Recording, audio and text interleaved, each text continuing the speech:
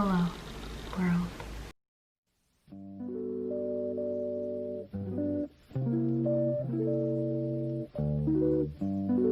Hey guys, welcome back to my channel. It's Karen here. So for today's video, I'm back with another drama review.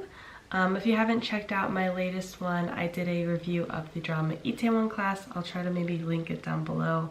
And so that one went pretty well, so I decided to do another one. Yeah, so welcome back to Karen's Drama Review Corner. Today we're going to be reviewing The King, Eternal Monarch. This drama finished airing maybe a month ago. Honestly, time's not real anymore. I forget. It ended relatively recently. And I was watching it as it was airing. So yeah, I have quite a few things to say about this drama. Some good, some bad, some in between. Yeah, so let's get into it. So first, in general, I'm going to just talk about general points with the drama. So I was really excited when I heard about this drama coming out.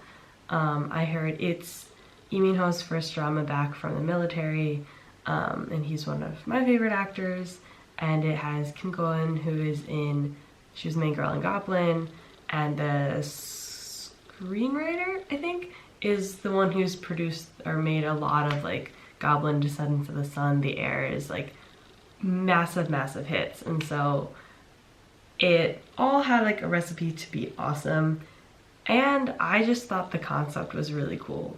Like from a personal standpoint, I was like, this is gonna be my kind of drama, like I'm going to love this. So spoiler alert, I did not.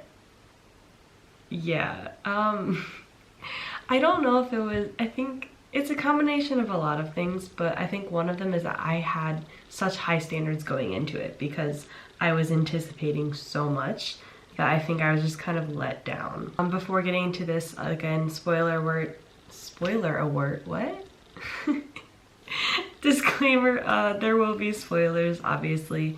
Don't watch this if you haven't seen the show or whatever. So like with the last time, I'm going to talk about some good points first, and then I'll get into some of the negatives for me. Okay, so the first positive for this show, as I mentioned earlier, I think is the concept. I think for those who don't know, it deals with a concept of parallel universes, and there's one that's the modern day Republic of Korea, and the other is this alternative universe where Korea is still a monarchy, so it's the Kingdom of Korea. And yeah, I just thought that that was really cool. From a viewpoint of someone who likes history, I just think that that was really cool to think about, because when you're creating this other world, and this kind of goes into my second positive point, which is like world building. I thought the world building of the Kingdom of Korea was really well done. So in the Kingdom of Korea, I just think it's cool to think about, okay, like what would be different if Korea stayed a monarchy? Like how would its history look different? Because I think something that, I don't know if like other historians do this, but like something that I like to do is think about like, oh, if this event never happened, or if this event happened differently, like what would the future, like what would cause and effect, like what would happen? But for the king, I feel like it's kind of reversed. They have the effects, they have the results of like, okay, we're at this point of time and it's a kingdom. So like, what are all the things that happened or didn't happen to get to this point? And I just thought that that's really cool. And you know, like things that like I wouldn't even think about. Like for example, like the Korean War never happened, and so therefore in the Kingdom of Korea, there's no North and South Korea. Like it's just all of it's the Kingdom of Korea. Okay, so I'm back. I'm wearing a different outfit because my battery died, and so I went to replace it. with another battery, which was also dead, and I didn't have time to like wait for it to charge the other day. So I'm back. Different day. It's like 2 days later. We'll get back into it. Okay, yeah. So I remember what I was talking about the world building and the Kingdom of Korea, like what I liked about like what they did with that. I was about to give an example. That's right. So there's one scene where the Prime Minister of the Kingdom of Korea receives a newspaper from our world, and just like some of the like little things in the paper, one of the things in there was like President Trump, and she was like, what?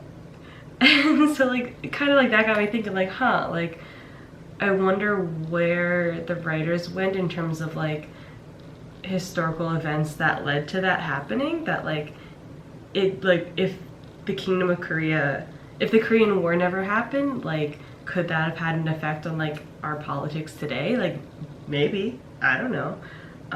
So like that was interesting.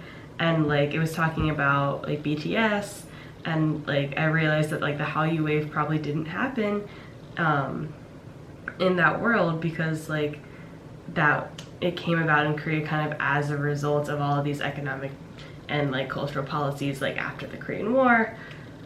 So like just stuff like that I just like, those attentions to detail I thought were really interesting to explore. And I really liked that part. Going along with the world building, another thing that I liked was the like set design and costumes. Most of the costumes, I mean, are like the same, like they dress pretty similar to us, but his like more royal outfits and like the court lady, like those kind of things, I thought that the palace looked pretty cool. In general, I just think it was a really pretty show in terms of like cinematography. It was just really like cool and pretty, and like the forest, the bamboo forest kind of looked cool, and then the whole like in between the worlds, that area, it was like really aesthetic. I liked it. So yeah, so that's the main positive point that I would give, is the creation of this world and the concept that goes along with that. So I have one other good point, and that is entirely the characters of Choyoung and Unsup. So the two characters played by Woo Do-won in like the two different worlds. I'm gonna be honest, I mostly continue to watch this drama because of him. Like, I might have stopped watching it, to be honest, if he wasn't there. And I feel like they knew that. Like, I feel like they knew that we were only watching it for him, because at the end of all the episodes, when they would like tease the next episode, they kept teasing things, showing like a clip of him getting hurt or shot at or something, and you're like, oh my god, like is he gonna die in the next episode? Like hell no, like I'm gonna stop watching. And so it's like they get you to watch the next episode because you have to know, did he die? Like what? Because he's, especially Joyoung, his character, I feel like would have served the story well if he died, in terms of the like the emotional trauma that it would leave on Egon. So like I was like, I could see him dying, and they kept hinting at it, and so like then they kept like being like, nah, like we won't do it because we can't kill him off, because then people will stop watching. In both worlds, he's such a lovable character in different ways. All the actors who had two parts, I think, did a nice job, but I just really liked how different his two characters were, and like seeing them interact with each other. Like those scenes were so funny, and like that must have been so challenging and fun, like as an actor, to be able to do that. Yeah, so his characters pretty much carried the show for me, if I'm gonna be completely honest. Yeah. So that's pretty much it with the positives. I got like 2 points there. Now let's move on to the negatives. These are the main issues I had with the show. Again, I'm not attacking it, and I know that, heck, I can't write a drama, so like, whatever. But these are just things that I noticed, and I tried to articulate what my issues were with it, so hopefully they kind of make sense. My main overall complaint was that it just felt way too ambitious with what it was trying to do, and that led to so much confusion. Let me give a first example. First confusion for me. So like right from the beginning, the first few episodes, it felt like they introduced so many plot lines and they just threw a bunch of characters at us. And because we weren't familiar with it, because we were starting the show, it was just really hard to keep track of everything. Because, okay, so we had like, how many different, like four? Kind of like four different, so we had the individual drama in like the Kingdom of Korea, so things with those characters there, the prime minister trying to get with the king and like trying to political, like that kind of political drama there. We have the individual drama in the other world, in our world, of just like policing stuff where they're solving crimes or whatever, or things are going weird. We have the romance between the two, so the kind of crossover, the main focus of kind of the driving plot. And then we have all of the weird stuff that Eden is doing with his like evilness. And like, yeah, all of these storylines do come together. They're all related. You know, the crime stuff that's going on, those people are related to Eden, and like, it's all connected. But we don't find that out until way later. And so as a viewer, I kept being like, do I have to pay attention to this character? Do I have to remember who they are? And like, some of the people at the beginning that like Eden was using his like manipulating powers on, I didn't realize that they weren't going to be important characters. So I was just like trying to remember everyone, and I'm like, who is this person? And then like later it's like, oh, I didn't even have to remember them. Like they were kind of pointless. Or not pointless, but like I didn't have to like use my mind space to remember their name or their face or anything. So that was definitely really hard for me just to get into with the first few episodes, because I spent so much of the time trying to figure out what was going on. And like, a certain amount of that can be good. Like, it's good to make your viewers curious and like want to know like what's gonna happen next. And I don't mind the fact that like we didn't know things, but I just felt like I couldn't get into the story because I kept having to like think about it, be like, okay, how is this gonna work? Like, I was just so focused on all of that that I couldn't watch the events as they were happening. Yeah. The second thing that I thought was kind of confusing, that I felt like they could have easily fixed this, is that like, it was sometimes hard to tell what world we were in. They did it, most of the time it was okay, like they would eventually show something that you'd be like, oh, okay, we're in that world now, or okay, we're in this one. But especially with like Eden, since he crosses over between them so frequently, I started to lose track of like, oh wait, is he in this world now? No, he's in this one. Like, he's in that one now. Because you know, like time stops when one of them travels. And so I kept having to remember like how many time stops there have been. And it's just like, they could have just like, I don't know if this would have like ruined it. It would have helped me if they just like in the corner just like had a little thing to say which world it was in. I don't know. Maybe that was just me and I'm just like stupid.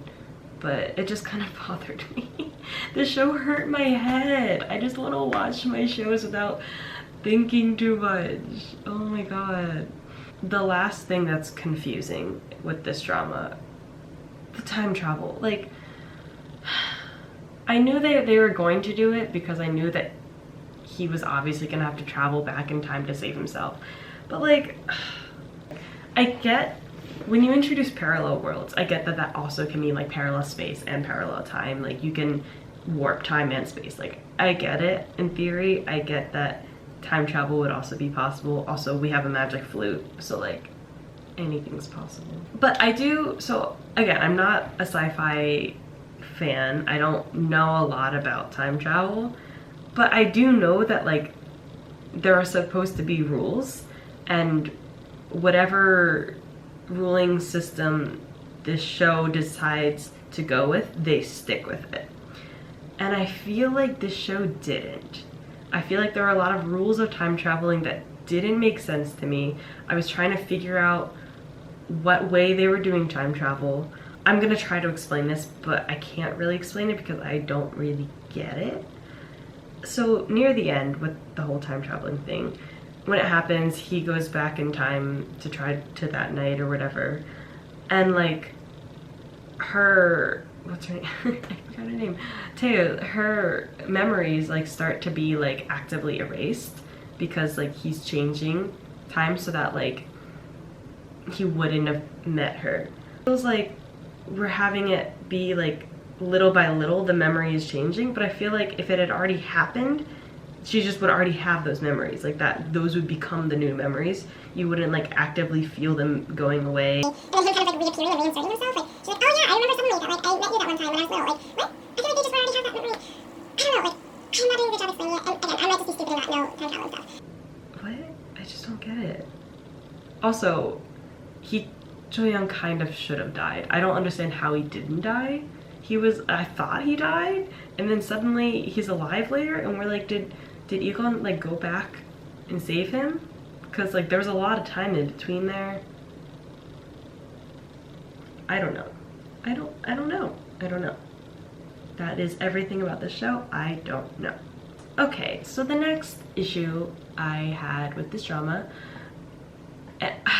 I'm gonna seem like a person who really hates romance because I realized in my last one, in my review of Itaewon Class, that was one of the things I kind of talked about I didn't like was the romance in the show. And I'm once again doing that, and I swear I love romance. Like I am a huge romantic. I watch the cheesiest things. I love it all. But like, I don't know what it is. Recently, I just haven't been getting into the romances of these shows. So I felt like the romance between Teo and Egon, it just felt too rushed.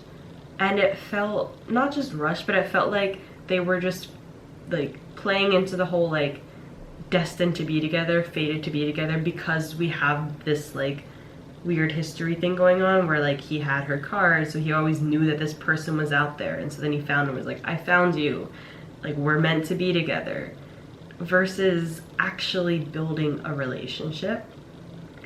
And like it felt like they tried to do it, it just didn't feel genuine. Like it, I don't know if it was just like the dialogue between them that just kind of felt off, or like just too contrived maybe.